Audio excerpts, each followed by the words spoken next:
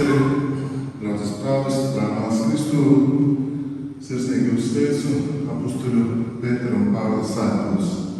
Svētie vienmēr iet mums pa priekšu, pateicos, ka ar lūkšanām esam sagatavojuši šo žēlastības brīdi un varam svinēt jau šo svētku kulmināciju, jo tas svētki ir tikai rītdien, bet ar šo savu veidu vigīliju pirms svētkiem, ka svētie tiešām iet mums pa priekšu, un mums ir šī privilēģija šeit, šī draudzē, šī dievnamā svinēt šos divus baznīcas kalpus, pīlārus. Visvirsnīgākie sveicieni ir no arhibīskapas Zbigņeva Stankieviča, kas pavadīja Romā, kuram bija tikšanās ar Svēto Tēvu, gaidām viņu atpakaļ, un pateicos, ka šī ir šī iespēja būt no jauna jūsu vidū un īpaši redzēt šīs pārmaiņas, šīs transformācijas, kas kā dievnamu, tad, laikam, ja man tā ievestu, nezinot, kur braucoties, dievnamu neatpazītu. Tāpēc aicinu dažus vārdus teikt ar prāvestu. Un tieši tā kā Jūsu ekscelence teica, es jau tur minēju, kad mēs gājām iekšā, ka šodien grūti atpazīt šo baznīcu, kura bija, laikam tas bija 2024. Man liekas, ka tur jūs bija kopā ar mums. Un gribam šodien sakarā ar Svētā Petera atlaidam slavēsim Dievu, kurš kā savā apustuļa Petera aizbildniecību bagatīgi dāvāja nepieciešamās žēlastības, lai baznīcas atjaunošanas darbi varētu tikt iztenoti. Protams, pateicībā pienākas visiem cilvēkiem par viņu dedzīgajām lūkšanām šī nodomā, labdariem, kuri ar mīlestībās pret Dievu deva dāsnus ziedojumus, palīdzēja ar tehnikas darbiem, ziedoja un atveda būvmateriālus un zemi. Un arī tiem, kuri netaupot laiku un pūles strādāja pie atjaunošanas darbiem. Un tieši šī nodomā lūdzu Jūsu ekscelenci, gan pateicībā, gan arī visas nepieciešamās žēlastības visiem, kuru tev tieši vai iznākums ir tas, ko mēs redzam iekšā baznīcā, lūdzu svinēt šo misiju. Un es sveicinu visus sevišķi viesus, gan no Rīgas, gan no citām vietām, un no Jelgavas, un arī mēs sveicam mūsu draudzi, gan Olaines, gan Peternieku, kā jūs apmācāt, lai mēs varētu svinīgi pateikties Dievam un lūgties arī par visam nepieciešamām žēlastībām cilvēkiem, kuru iemestu dēļ visi šie darbi varēja iztērpēties un vēl iet uz priekšu. Tas vēl nav viss. Paldies par šo darbu. Domāju, ka aplausu tiem, kas darbus vadīja, tiem, kas bija dāsni, un arī mums visiem šajos lielos svētkos. Paldies jums!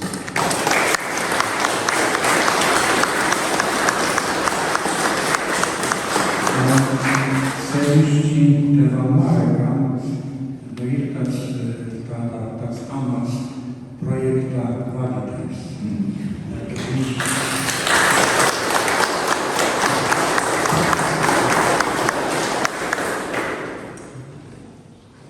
Pēteris apustulis un tautas skolotājs Pāvils mācīja mums, kungs, tavu likumu. Ļausim ar mēs, lai kungs mums ieved tajā godībā, ko redzam šajos kunga mācekļos, apustuļos, lai dod mums gan drosmi, gan pazemību, gan arī paļāvību uz viņa bezvilīgo žēlsirdību. Ar to tad arī iesāksim mūsu lūkšanu, pazemīgi nožēlojot grēkus.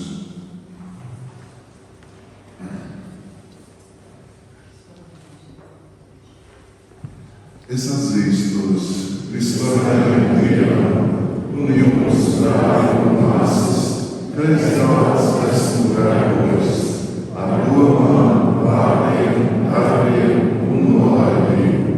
Mana vaina, mana vislielākā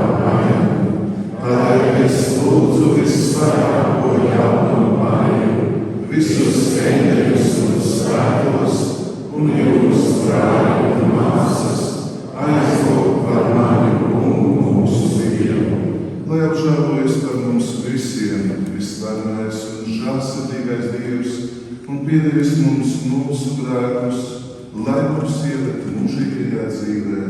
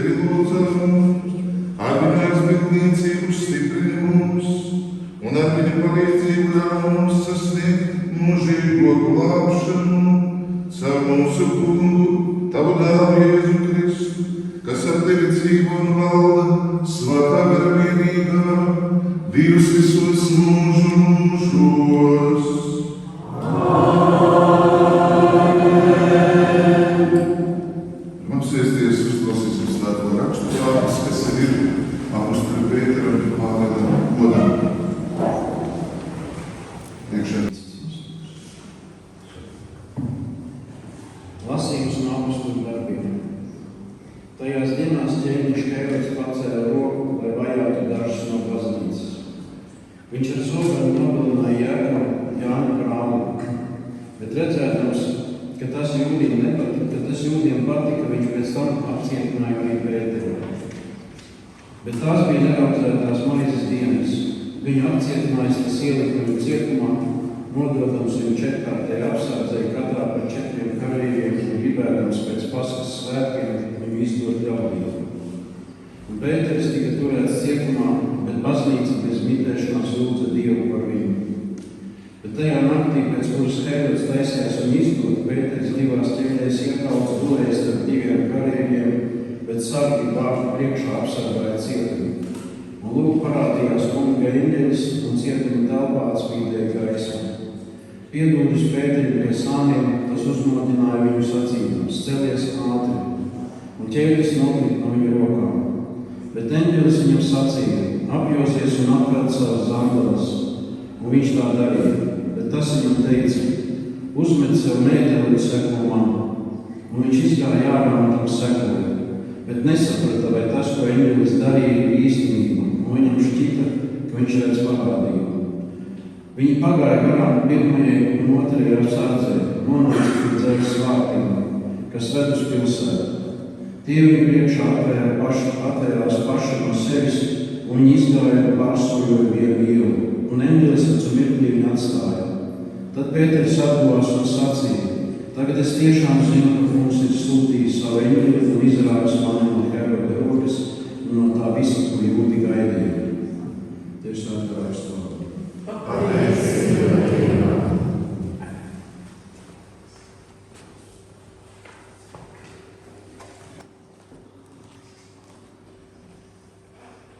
Dievs atbrīvoja mani no bailēm.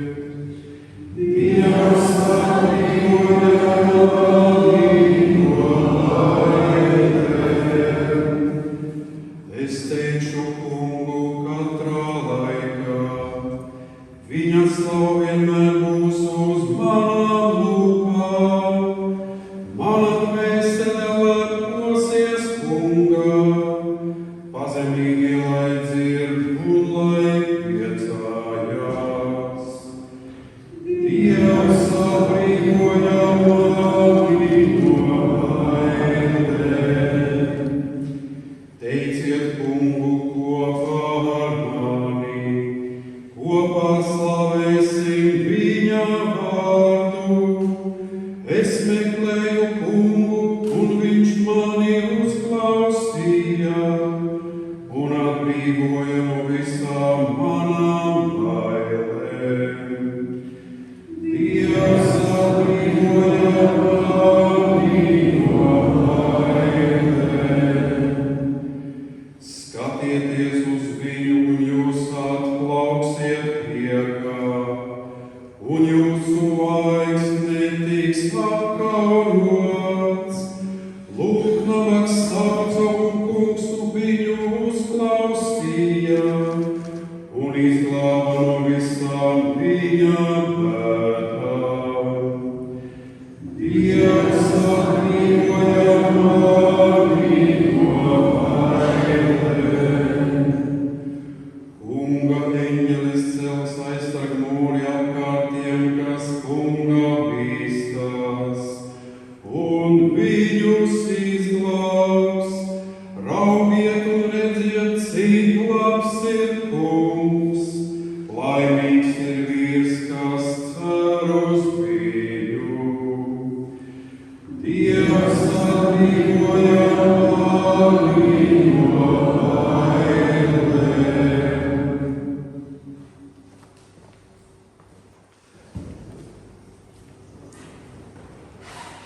Lasījums no Svētā apostoļa Pāvila 2. vēstules Timotejam. Mīļais, es jau drīz tikšu upurēts, un mans šķiršanās laiks ir tuvu. Labu cīņu izcīnīju, gaitas pabeidzu, ticību uzglabāju. Beigās man ir atlikts taisnības kronis, ko kungs, taisnīgais tiesnesis, man pasniegs tajā dienā, un ne tikai man, bet arī visiem, kas mīl viņa atnākšanu. Pasteidzies ātri atnāk pie manis. Kungs man stāvēja klāt un mani stiprināja, lai caur mani izpildītos evaņģēlija sludināšanā, un lai visas tautas to dzirdētu, un es tiku izglābts no lauvas rīklas. Kungs mani atbrīvos no ikviena ļauna darba un atvestīts savā debesu valstībā. Viņam lai gods mūžu mūžos. Āmen. Tas ir Dieva vārds.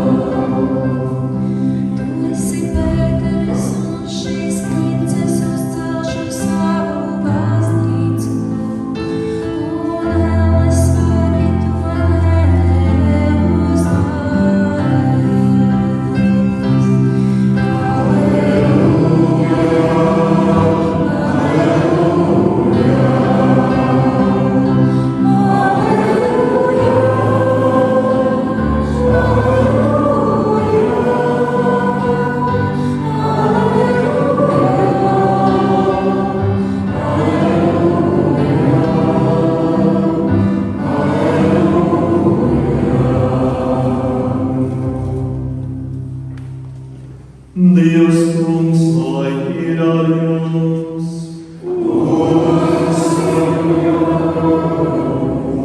Lasījums no Kristus svētā evaņģēlija, ko uzrakstījis Mātejs.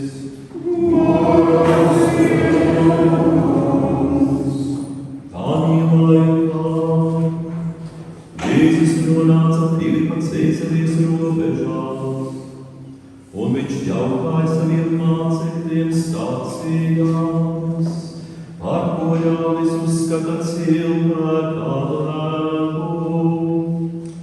Un viņi atbildēja, vieni par Jāni Kristītāju, citi par Eliju, un vēl citi par Jeremiju vai vienu no praviešiem.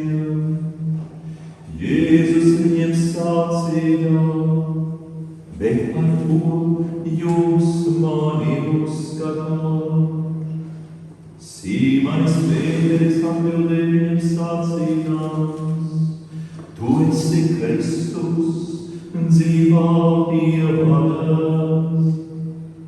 Un Jēzus atbildot viņam sacīja, svētīts tu esi Sīmani Jonas dēls, jo nevis miesa un asinis tev to atklāja, bet mans Tēvs, kas ir debesīs. Un es tev saku, tu esi Pēteris, un uz šīs klinces uzcelšu savu baznīcu, un elles vārti to neuzvarēs. Es tev došu debesu valstības atslēgas, un ko tu sasiesi virs zemes, tas būs sasiets arī debesīs. Un ko tu atraisīsi virs zemes, tas būs atraisīts arī debesīs. Tas ir Kunga vārds.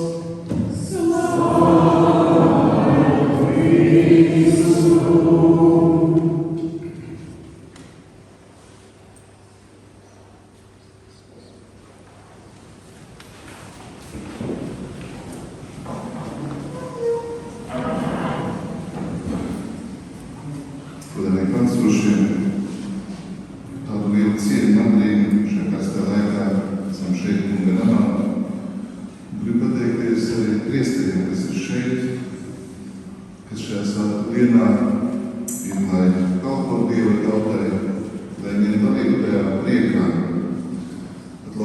Romā notiek kardināla tikšanās ar Svēto Tēvu. Un Svētais Tēvs atgādināja, cik svarīgi darboties kopā.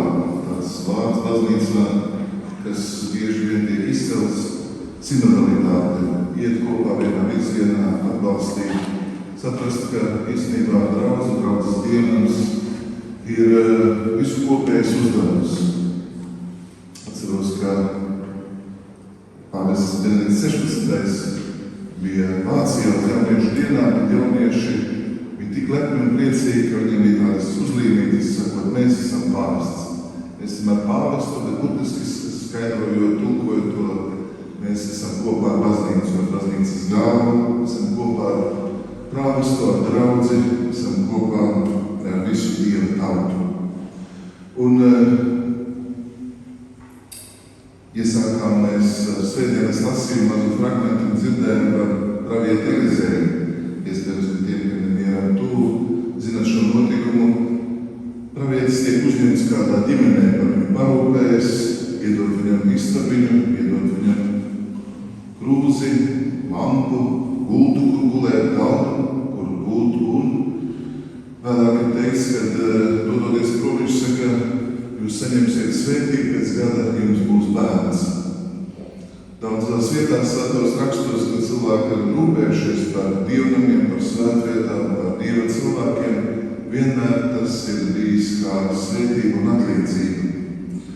Un tiešām, ja mēs pārlasam šo svētdienas pirmo lasījumu, tad varam redzēt, ka rūpējoties par Dieva lietām, Dievs vairāk mums pagodina. Arles Terēze, baznīcas mācītāja, saka, viņa saņēma tādu vīziju, uztraucās viņa par daudzām lietām, ko kad darīt. Viņa sacīja, ja tu rūpēsies par manu godu, es parūpējošos par tavējiem. Un īstenībā šodien arī šī doma, šī patiesība bijās cauri lasījumiem. Dievs mani atbrīvos no bailēm. Dievs atbrīvo Pēteri no cietuma, pilnīgi neiespējami, iekautu važās, apsargātu. Un tāpat arī Pāvils savās vēstulēs saka, esmu pabeidzis šo skrējienu, tagad vēlos nākunga priekšā, man ir atlicis taisnības kronis, ko kungs taisnīgais tiesnesis man pasniegs. Tad vienmēr, ja mēs dzīvi valstam, Dieva žēlstības spēkā vienmēr piedzīvosim Dieva palīdzību. Nebūšu pārāk garš, man ir burtiski tikai 3 lapiņas sagatavotas, tā kā mazliet pacietības. Bet vēlos, lai mēs uzdodam dažus jautājumus, pirms kā klausamies. Kāpēc šie svētki tiek svinēti kopā, kad būtu vairāk svētku, ja apustulis Pēteris, apustulis Pāvils tiktu svinēts, ir atsevišķa apustuli Pāvila atgriešanās diena, un ko viņu vēstījums nozīmē mums šodien. Mēs varam teikt, kāda ir šodienas aktualitāte. Uz šiem jautājumiem mēģināsim kopīgi atbildēt. Tad tie ir viena no skaistākajiem baznīcas svētkiem, jo šajā dienā mēs raugamies uz 2 cilvēkiem, kas stāv mūsu katoliskās baznīcas pamatā. Pēteris Klints, kurai Kristus uztic savas baznīcas redzamo vienību, un Pāvils tautu apustulis, kurš nes evaņģēliju līdz pasaules malām.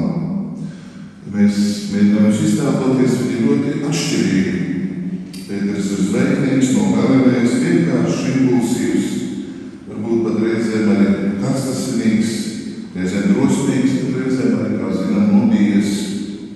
Savukārt Pāvils bija izglītots, dedzīgs, farizējs, likuma pazinējs, cilvēks ar spēcīgu prātu un spēcīgu raksturu. Pēteris Jēzus sastapa Galilejas ezera krastā, Pāvils uz Damaskas ceļa. Pēteris Jēzu 3 reizes nolieca, bet Pāvils, pirms tam viņš bija Sauls, sākumā vajāja Jēzus mācekļus, un šajā tikšanās reizē Jēzus viņu jautā, kāpēc tu mani vajā.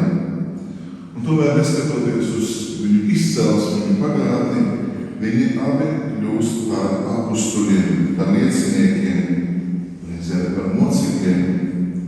Abi savas dzīves beigās ar asaņiem apliecina, ka kungs Jēzus ir glābējs un pestītājs. Tas ir pirmais šīs dienas vēstījums. Baznīca nav celta uz cilvēku nevainojamību, bet gan uz Dieva žēlastību. To atgādināja jau svētais tagad Jānis Pāvils II, sakot, ka baznīca nav kādu perfekto, pilnīgo klubs, bet tās sastāv no grēciniekiem. Šo patiesību ļoti bieži atkārtoja pāvests Francisks, sakot, baznīca īstenībā ir kā kara hospitāls. Kā kara hospitālī ir daudz izaicinājumu un grūtību, bet tādai ir baznīcas sūtībai, tādai tā ir jābūt, tā nevar palikt sastingusi sevi. Cik tas ir svarīgi mums visiem, jo reizēm cilvēki domā, es varbūt neesmu cienīgs, pārāk vājš, pārāk daudz kļūdījies, esmu nodevis, baidījies, varbūt kavējies, šaubījies. Dievs nevar man izmantot, bet Pēteris un Pāvils šodien saka pilnīgi pretējo. Dievs spēj no zvejnieka izveidot klinti un no vajātāja apustuli, no bailēja cilvēka ganu un no grēcinieka svēto. Pēteris evaņģēlijā apliecina, tu esi Kristus dzīvā Dieva dēls, un šī apliecība nav tikai skaista frāze, tā ir baznīcas ticības sirds. Viņa žēlastība var būt.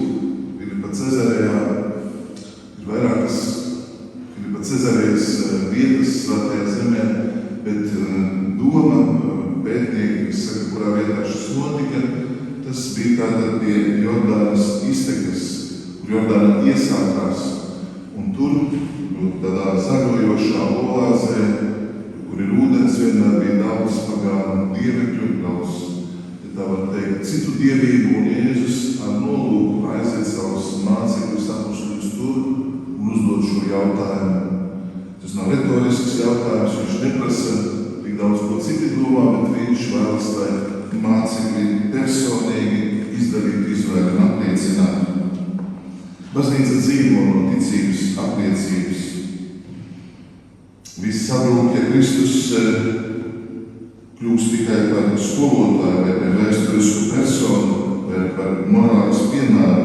Ne, Pēteris saka, tu esi Kristus, tu esi Mesija, tu esi Dieva dēls. Tu esi tas, uz kuru viss balstās, balstu savu dzīvi, visu gatavs atdot sevi par baznīcu. Un Pēteris viņam atbild, tu esi, un Jēzus viņam atbild, tu esi Pēteris, un šīs klinces uzcelš savu baznīcu. Tas nenozīmē, ka Pēteris pats no sevis ir stiprs. Mēs zinām, cik ļoti daudz viņš svārstījās un turpināja to darīt. Viņš grimst ūdenī, kad nomīkstās, viņš negrib pieņemt krusta noslēpumu, viņš mēģina Jēzu pat atrunāt. Viņš apsolās mirt kopā ar Jēzu, bet kalpones priekšā saka, es nepazīstu šo cilvēku. Un tomēr tieši viņu Kristus izvēl un uztic viņam debes valstības atslēgas. Kā tas jums ir skaisti? Šajā svētbildē Dievam nav neattēlots. Tieši viņam Kristus saka, stiprini savus brāļus. Tieši viņam Kristus pēc augšām celšanās jautās, kāpēc tu mani pievīli? Viņš tā nejautās, viņš jautās, vai tu mani mīli? Un to jautās 3-kārt. Šeit varbūt ir Pētera noslēpums. Viņš kļuva par klinti ne tāpēc, ka nekad nekrita, bet tāpēc, ka Kungs Kristus viņu piecēla, deva viņam žēlastību. Tāds arī mūsu ceļš. Svētums nenozīmē nekad nekrist. Svētums nozīmē atgriezties pie Kristus, ļaut viņam uzlūkot mūs ar žēlsirdību, raudāt par grēkiem un no jauna teikt, Kungs, tu visu zini, tu zini, kā es tevi mīlu. Savukārt Pāvils apustulis šodien mums parāda citu Dieva žēlsirdības seju. Tad viņš bija Sauls, vajāja baznīcu, viņš bija pārliecināts, ka kalpo Dievam, bet patiesībā cīnījās pret Kristu. Un tad uz Damaskas ceļa viņa apšēlināja gaisa un atskanēja balss Saulu, kāpēc tu mani vajā? Šī vieta ir ļoti skaista, jo Kristus runā ar šo savu pretinieku, bet patiesībā patiesībā Kristus jau redz nākošo mācekļu tautu apostuli. Un Pāvils patiešām nepazina Kristu, bet viņš vajāja kristiešus, Jēzus sekotājus, bet Kristus saka, tu mani vajā, kāpēc tu man dari pāri. Tas parāda, cik Kristus ir vienots ar baznīcu, vienots ar draudzi. Un tieši tajā brīdī sabrūk viņa pašpārliecinātā pasaule, viņš kļūst akls, lai vēlāk ieraudzītu visu pa īstam. Viņš zaudē savu drošību, lai atrastu visu Kristu. Pāvila atgriešanās apkārt mums māca, ka nekad nav par vēlu atgriezties. Nav tik nocietinātas sirds, ko Kristus nevarētu aizskart. Nav tāda cilvēka, kuru Dieva gaisma nevarētu pārsteigt. Nav tādas pagātnes, kuru Dieva žēlsirdība nevarētu pārvērst par liecību. Pāvils vēlāk sacīs dzirdējušos vārdus: labu cīņu, izcīnīju, skrēju, pabeidzu, ticību saglabāju. Šie vārdi nav cilvēka pašslavināšana. Tie ir pateicība par uzticību līdz galam, par kunga klātbūtni un svētību. Pāvils zinās, ka viņu ir stiprinājis kungs, viņš to teiks, es dzīvoju, bet kungs manī, nes ar savu spēku, bet Dieva žēlastība manī. Viņš piedzīvos daudz pārbaudījumus, vajāšanas, cietumus, nesapratni, briesmas ar iekšējo cīņu, bet vienmēr viņš varēs teikt, neskatoties uz to, kungs man ir stāvējis blakus. Un tas ir mūsu Dieva bērnu kristiešu spēks. Tas kāda, lai cik nebūtu mums grūti, kungs mums nepamet. Viņš ir apsolījis savu klātbūtni. Šodien tad šie divi apustuļi Pēteris un Pāvils kopā māca mums 3 svarīgas lietas, ko varam atcerēties. Pirmkārt, baznīcai jāpaliek uzticīgai Kristus apliecināšanai. Tu esi Kristus dzīvā Dieva dēls. Tā ir mūsu ticības klints. Bez šīs apliecības baznīca nevarētu pastāvēt, tā kļūtu par kādu organizāciju, institūciju, bet ar šo apliecību baznīca ir Kristus miesa, Dieva tauta, svētā gara templis, pestīšanas sakraments pasaulē. To mēs šodien šajās svinībās arī svinam, izdzīvojam un par to arī pateicamies. Otrkārt, baznīca ir jābūt žēlsirdīgai, jo tās pamatā ir apustuļi, kuri paši ir piedzīvojuši žēlsirdību. Pēteris noliedza un viņam tika piedots. Pāvils vajāja, bet tika aicināts. Tādēļ baznīca nedrīkst kļūt par vietu, kur cilvēks tiek tikai nosodīts vai pazemots, kur viņa grēks tiek atgādināts. Baznīca jābūt vietai, kur patiesība tiek sludināta skaidri, ar sirdi, kas pazīst žēlsirdību. Baznīca nedrīkst klusēt par grēku, bet te vienmēr jāsludina vairāk. Dieva žēlsirdība ir lielāka par grēku. Apustulis Pāvils vēstā romiešiem teiks, ka grēks vairojas vēl lielākā mērā, tiek dota žēlastība. Un visbeidzot, treškārt, tas attiecas arī uz mums visiem šeit pulcēšiem, baznīcai ir jābūt misionārai. Mēs šajā svinībās ar savu klātbūtni to apliecinām. Pētera uzdevums ir stiprināt brāļus. Pāvils iet pie tautām. Viens kalpo vienotībai, otrs kalpo, lai ticība izplatītos.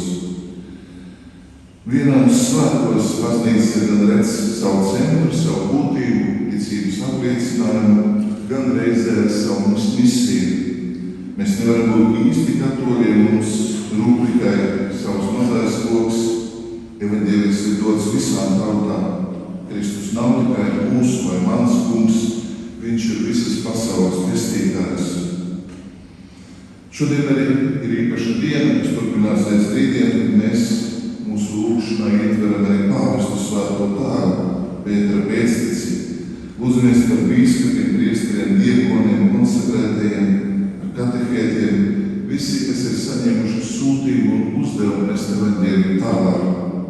Tad nebūtu pareizi palikt tikai pie nosauktajiem cilvēkiem, ticība un baznīca iesākās jau ģimenē, iesākās tur, kur cilvēki lūdzās kopā, kur viņi balstās Dieva vārda apsolījumos.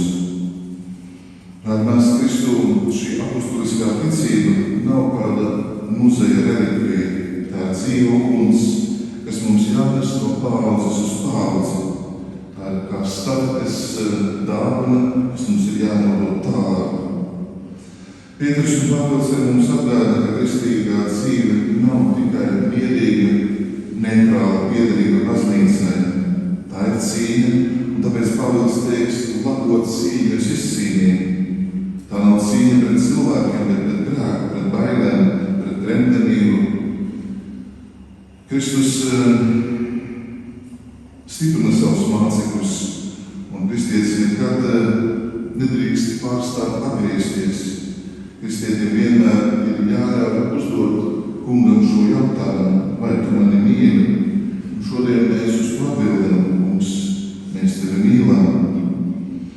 Darbie brāļi, māsas Kristu, cienījamie priesteri, šodien Pēters un Pāvils stāv mūsu priekšā ne tikai kā tādi varoņi, bet kā garīgās dzīves skolotāji. Pēteris saka, nebaidies no savām vājībām, jo tu to nes ar Kristu žēlastības spēku. Pāvils saka, neieslēdzies savā pagātnē, jo Kristus var tevi pārveidot, ja tevi uzticies. Pēteris saka, apliecini Kristu skaidri, Pāvils saka, sludini Kristu drosmīgi. Pēteris saka, paliec baznīcas vienībā, Pāvils saka, ej tālāk, nes evaņģēliju arī tur, ko vēl nepazīst. Un abi kopā viņi saka, dzīvo tā, lai dzīve ir beigās, arī to varētu sacīt. Ticību es mums saglabājās. Lūksim šodien, lai Pētera ticība, Pāvila dedzība atjauno mūsu sirdis, lai mēs neesam tikai kristieši pēc vārda, bet esam īsti Kristus mācekļi un liecinieki. Āmen. Tagad vienosimies kopīgā draudzes lūgšanā.